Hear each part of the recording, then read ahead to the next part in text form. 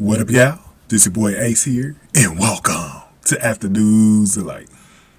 This is probably the funnest battle royal I've ever seen on a women. I don't care in any company that had a women's battle royal. This was so fun, and what an outcome, bro! What an outcome! This was great, bro. This was great. And I think what was fun about this one, and I was struggling actually putting up a poll. I had time to put up a poll. I struggled trying to find a final four that I wanted y'all to vote for. Because YouTube only gives us like 4 choices in the polls. And I was struggling trying to see who I wanted to put in there. Because I had like 10 names every time. I just couldn't figure out who was the top like names. I was kind of similar to Booker. Because I had Gigi Dolin in there, Lyra Valkyria, Cora Jade, Roxanne Perez, and who else did I have in there? Okay, the one that was new tonight was Dana Brooke. I completely changed everything once I saw that like Dana Brooke was going to be here. I was like, there's no way they would have Dana Brooke come down to Orlando to lose. I was like, she's going to be the winner. She's going to be the winner.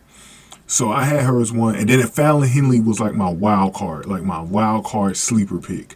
She was like my sleeper pick because I was like, it might be her time, and I think she would have had a great beef with Tiffany Stratton.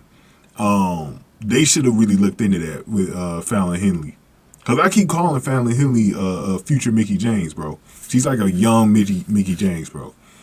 But this was quite a battle royal, very unpredictable. I would definitely say it's way more unpredictable than the New Year's Evil one that they did back in January. This one was way more unpredictable.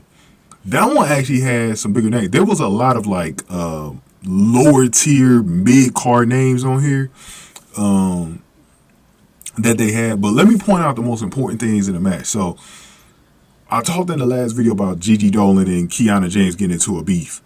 They got a new feud starting up, so I kind of started to lean back on my Gigi Dolin pick because I was like, oh man, she's gonna be busy with Kiana James, so this probably isn't happening for Gigi Dolin. And guess what? Early in the match, Kiana James kicked Gigi Dolin, eliminating her.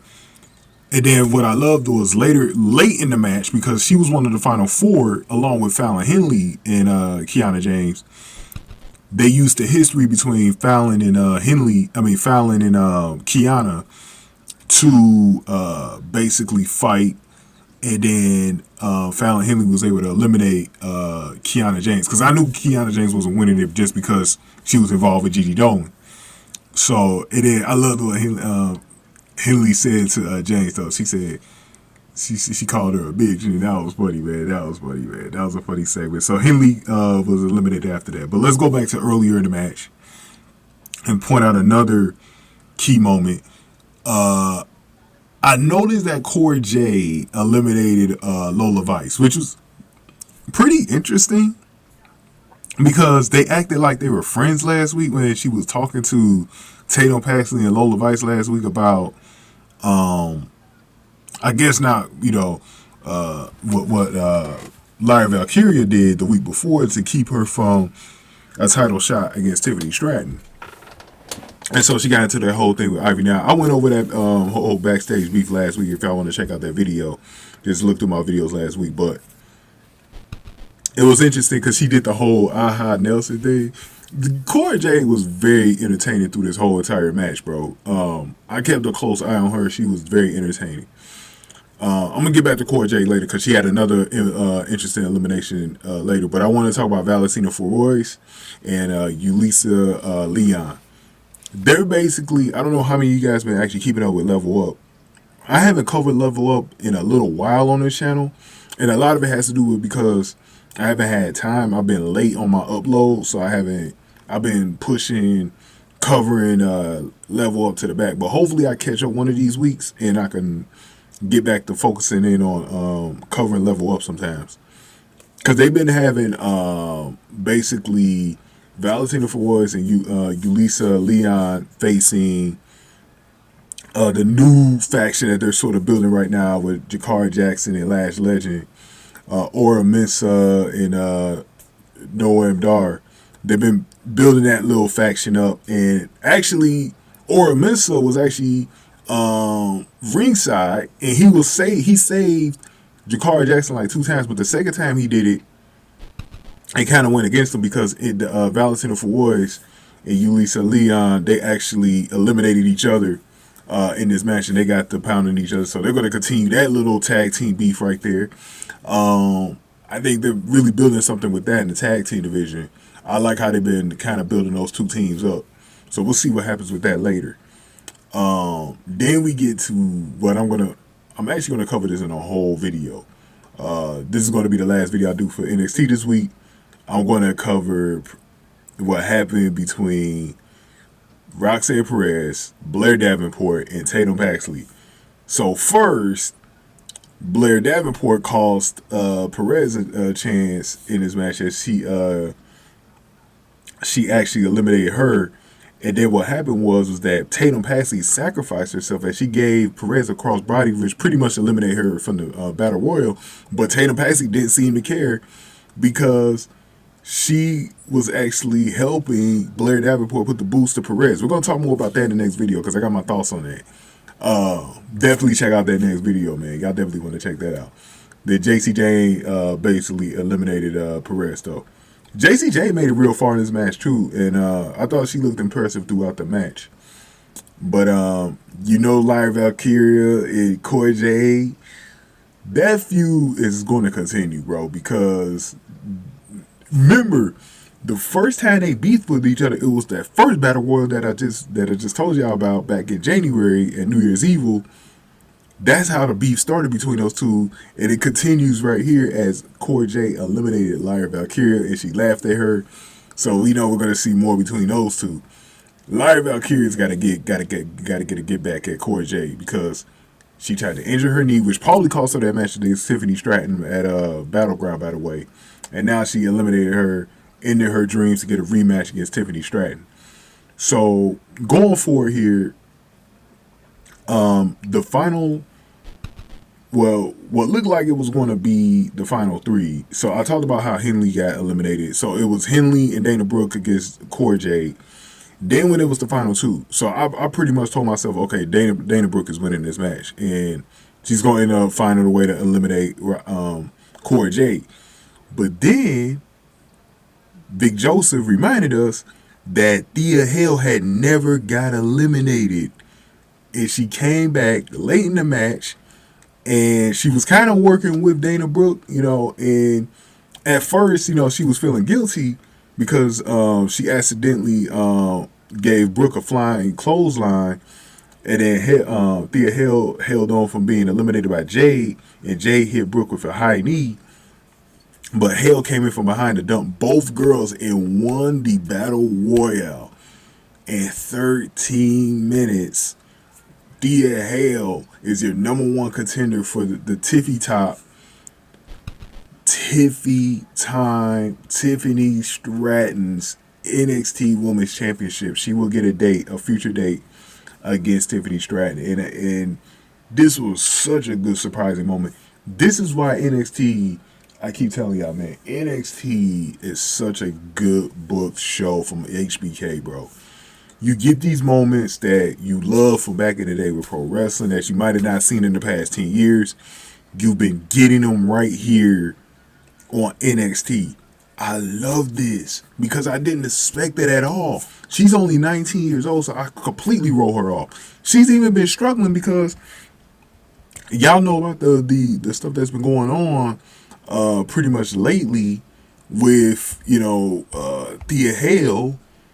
And, the stuff with Thea Hail from last Sunday when she cried, when Charlie Dempsey, pretty much called her out. And Duke Hudson, he's been trying to calm her down and everything like that. But she's used it as motivation. She's been training with them. And, wow, this was great.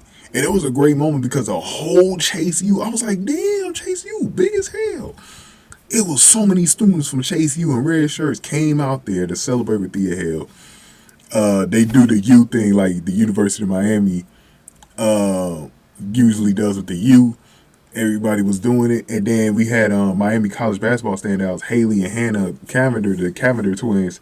They actually came out there and they put Thea Hail on their shoulders. Um, and it was great. Drew Gallock and Charlie Dempsey, they showed up to give Thea her props. I actually love that they motivated her like that. It's kind of told a beautiful story with that whole thing, and it was great, bro. It was great. It was a great moment. You saw the whole chase. You saw the ones from the stands. There was some people that came out from the back. It was amazing. I was like, damn, Chase U was large, bro. Like, how many kids do they got in development in the WWE and NXT right now? It's crazy, man. It was a big moment, man.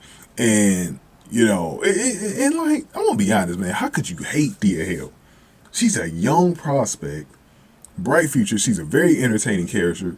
Kind of reminded me of Sami Zayn when he was in the Bloodline. She kind of reminds me of that. I had some ideas about her that I went over in the past about how I would love to see Thea Hail do a heel run, like a Sami Zayn, where she's in a big faction in the future, maybe with Cora Jade or something like that. I would love to see that, man.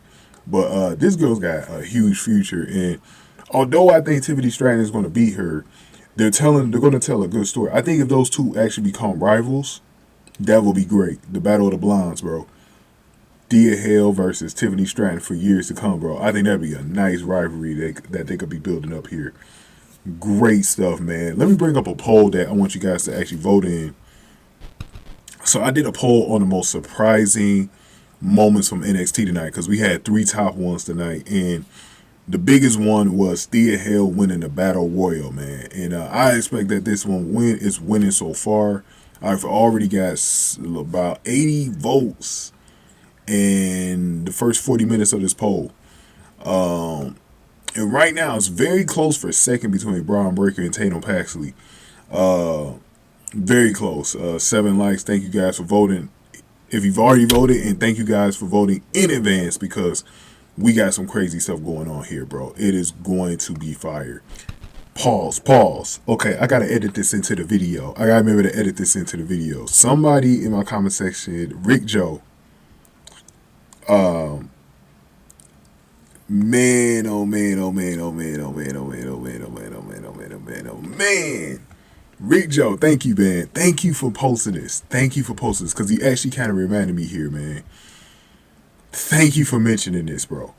I forgot to talk about this. So there are some people out there. So Rick Joe brought this to my attention that the twins that held up Thea Hail, like I just was telling y'all, the Cavender twins, Haley and Hannah. Some people are thinking that they're going to be working with Tiffany Stratton. They're going to turn on Thea. I can see that happening. This is probably their way of actually introducing those twins onto the scene here in NXT. We could get Tiffany's faction started right there, bro. We could get it started right there with the Cavender twins, bro. We know they're signed to the WWE, at least in their developmental division. They made an announcement about that they were retiring from basketball after playing at the University of Miami, like I was going over before. I can see that happening. We're going to talk more about that later. I got so much to go over this week, but we're going to talk more about that later, maybe next week, if I can remember. That might end up happening. That might be on the lookout for that, basically. Be on the lookout for that, because I will definitely not doubt that happening, bro. I think they were trying to build that with them coming out. Because if you think about it, they had no reason to really come out there. They're not in Chase U, right? And they weren't dressed like the rest of Chase U. They had on actual like dresses and stuff. Like, they were not dressed to like the Chase U. Usually Chase U wears red shirts. I think they came out there because Tiffany Stratton sent them out there. I think that they're going to do something with that. Be on the lookout for it. Thank you, Rick Joe, for bringing that up, bro. But yeah, congratulations to Thea Hail. This is great. She's worked hard for a youngster. She's really worked hard pretty quickly. She's built up a great character, and Thea Hail deserves this, man. Thea Hail deserves this shot. I thought they were going to go on ahead and give it to Dana Brooke. I thought that would have been actually an interesting beef between those two, her and Tiffany Stratton. What I would like to see is, even though Dana Brooke didn't win, I would like to actually still see them maybe do that match on TV before Thea Hail, because Thea Hail and Tiffany Stratton should be saved for Battleground. Not Battleground, Great American Bash. But I don't know when they're exactly going to do that match, though. They might do it on TV. So we'll see. But man, what a shocker though, man. Though that was a shocker. That was a shocker for the ages. That might be definitely top 5 most shocking NXT moment of all time. Nobody expected that, bro. Nobody expected that. Especially when Dana Brooke was involved in the match. You pretty much said to yourself, Dana Brooke is winning, bro. Crazy. I'm going to talk about the Blair Davenport stuff next with Tatum Paxley. Oh my God, that's going to be juicy, bro. Let's get to that next, man. Give me your thoughts on this one. Make sure y'all vote in that poll. Give this video a like, share, subscribe, y'all. Thank y'all for watching. After News Delight.